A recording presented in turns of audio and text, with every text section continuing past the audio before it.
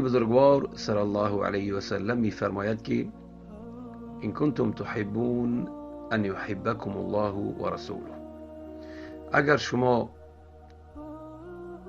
دوست می‌دارید که الله و رسول شما را دوست دارد،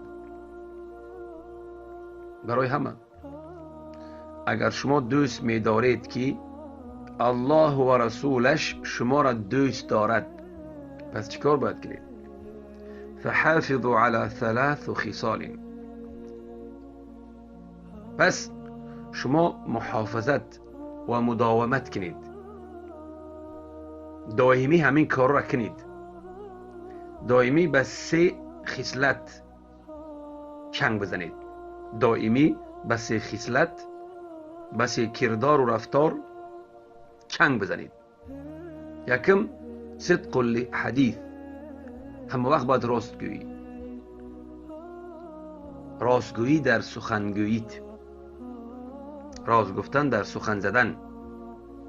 و اداء الامانه، هرگز امانت خیانت نکن، هرگز. امانت گفتیم نمودها می شود، امانت نمودها می شود. یک کس میتید امانت است، به یک کس برسون باید برسونی، یک کس گفت که نگو باید نگوی، امانت است. بسیار چیزای دین امانت است، باید برپا کنی دینه. نماز امانت است برای تو، باید نماز خونی، الله امر کرده است. و حسن الجوار، و یعنی خوبی و نیکی به همسایت، خوبی و نیکی به همسایت.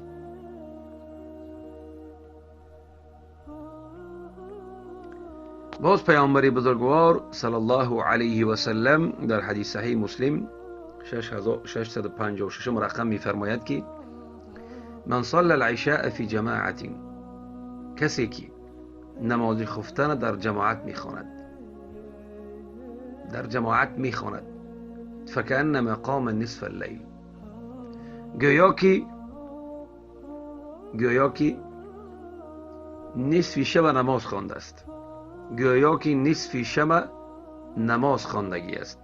و من صلى الصبح فی جماعه، و کسی که نماز بامداد در جماعت میگذارد، فکأنما صلى اللیل کله، گویا که همه شب نماز خوانده است. یعنی یکی اجری چی را میگیرد؟ اجری نماز شب را میگیرد. برای همین بشتابید برادرای گرامی، کسی که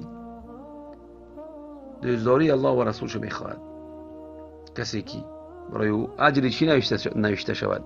اجر نماز شب، پس بشتابد به همین کارهایی گفتیم.